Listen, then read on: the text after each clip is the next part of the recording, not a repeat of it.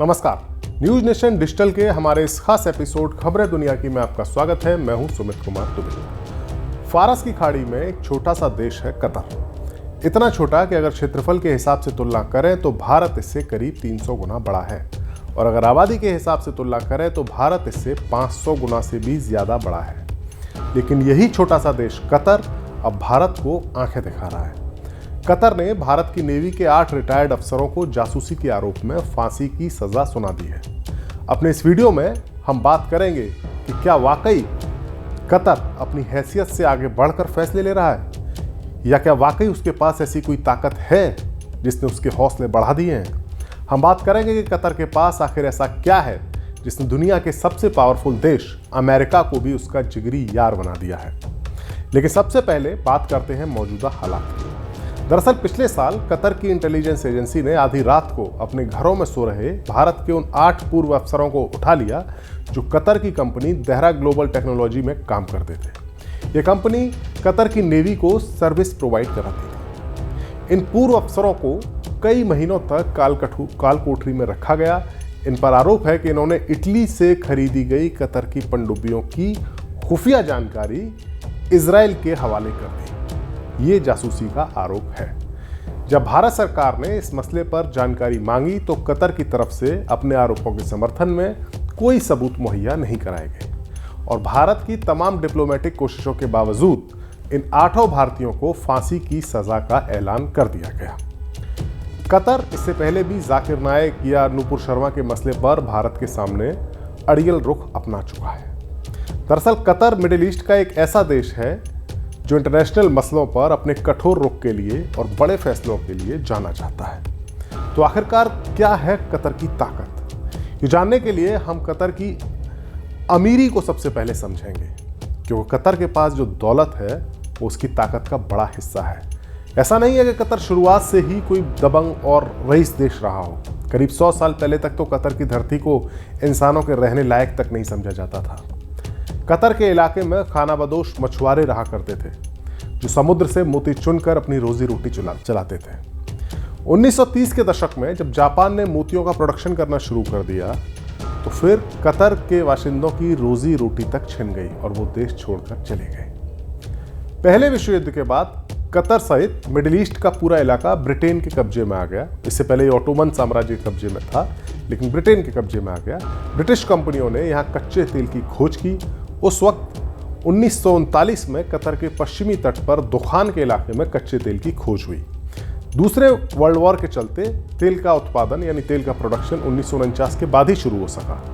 Qatar छोड़कर गए लोग लौटने लगे। 1970 तक कतर की आबादी 1 लाख और जीडीपी $300 मिलियन की हो गई। ये तेल की खोज के बाद ये बदलाव हुआ। ब्रिटिश कंपनियों ने यहाँ कच्चे तेल की खोज की।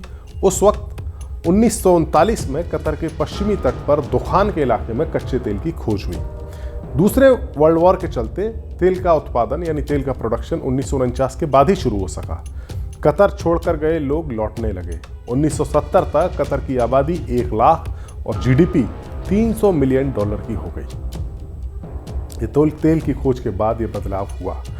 1970 का दशक कतर के लिए बड़ा अहम था। इसी दशक में ब्रिटेन ने कतर को आज़ादी दे दी और कतर में नेचुरल गैस के एक बड़े भंडार की खोज हुई। कतर का आधा हिस्सा यानी नॉर्थ फील्ड, कतर के जो पूरा क्षेत्रफल है उसके क्षेत्रफल का आधा हिस्सा है नॉर्थ फील्ड, वो नेचुरल गैस का बहुत बड़ा भंडार है। कतर के अमीरों ने यानी जो कतर के शासक थे उन्होंने इस गैस को उसके लिक्विडाइजेशन, उसके तरलीकरण की टेक्निक को खोजने पर ध्यान दिया, और जब कामयाबी मिली तो जो गैस जो लिक्विड फॉर्म में बन गई थी उसको टैंकरों में भरकर उसको निर्यात किया जाने लगा। कतर आज दुनिया में रूस के बाद नेचुरल गैस का दूसरा सबसे बड़ा निर्यातक देश है। तेल और गैस की कमाई को कतर ने दोनों हाथों से उड़ाया नहीं, बल्कि दुनिया भर के प्राइवेट सेक्टर्स में उसको इन्वेस्ट किया, जहां से उसे अच्छे रिटर्न्स भी लगातार मिल रहे हैं। कतर की लोकेशन भी उसके लिए एक बड़ा प्लस पॉइंट है। मिडिल ईस्ट के तेल के खजाने पर अपना दबदबा बनाए बैठे अमेरिका के इस इलाके में कई फौजी अड्डे हैं। कतर ने भी अमेरिका के फौजी अड्डों के लिए अपनी जमीन मुहैया करा के न सिर्फ अमेरिका से दोस्ती गांठ ली, बल्कि उसे अपने मुल्क की सुरक्षा की गारंटी भी ले ली है। अपनी बेशुमार दौलत के चलते उसके बूते पर कतर इस्लामिक दुनिया में कट्टरवाद का बढ़ावा देने वाला बड़ा देश भी बन गया है।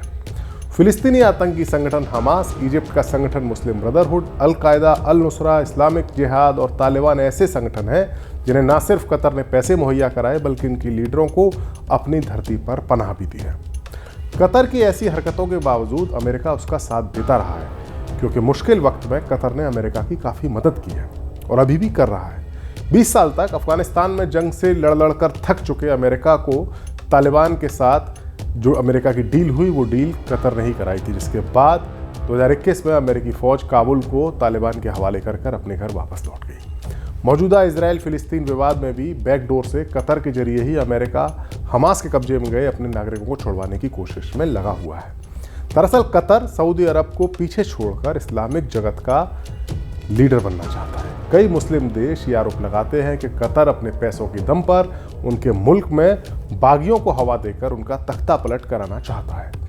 सऊदी अरब, यूएई, इजिप्ट और बहरीन जैसे देशों ने तो मिलकर साल 2017 से 2021 तक 4 साल तक कतर की नाकेबंदी कर दी थी। बाद में अमेरिका और कुवैत की कोशिशों के बाद ही ये नाकेबंदी खत्म हो सकी। अब आप इतना समझ गए होंगे कि अमेरिका का साथ और बेशुमार दौलत ने ही कतर के हौसलों को इतनी बुलंदी पर पहुंचा दिया है और अब उसके हौसले इतने ज़्यादा बढ़े हुए हैं कि वो भारत जैसे बड़े देश को लगातार चुनौती दे रहा है। ये वीडियो आपको कैसा लगा? अपनी राय हमें ज़रूर बताएं। नमस्कार।